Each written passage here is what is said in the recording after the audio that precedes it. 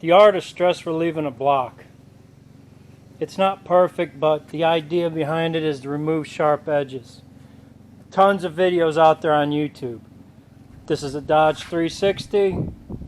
It's going to be a stroker motor, and I really don't need to be doing this, but the satisfaction of knowing that I did a little bit of machining work to this motor, how little as it may be,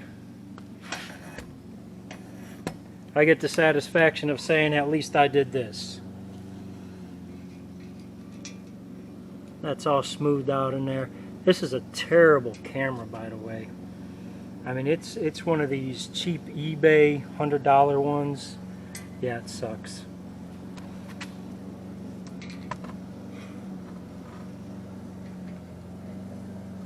Yeah, it doesn't focus for anything.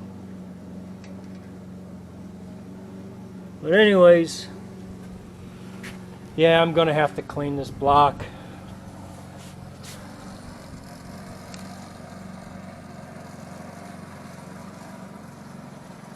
She wanted to use the push mower. I don't know what her deal is. Oh well. But anyways, yeah. Just came back from the machine shop. 30 over, 4-inch stroke, 4-inch bore. Of course, you know, 430 bore now. But it's going to be a 408 stroker. And just kind of making sure that the oil passages are smooth, chamfered. You know, oil supplies is not going to be, you know, running into any sharp edges. And it's all smoothed out. And I use a round bit for these.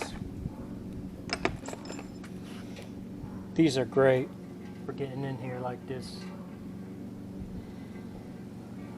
Kind of pulling that metal, rounding that corner. Works great. Also did up in here, grounded these. Alright, someone just pulled up the driveway. See ya.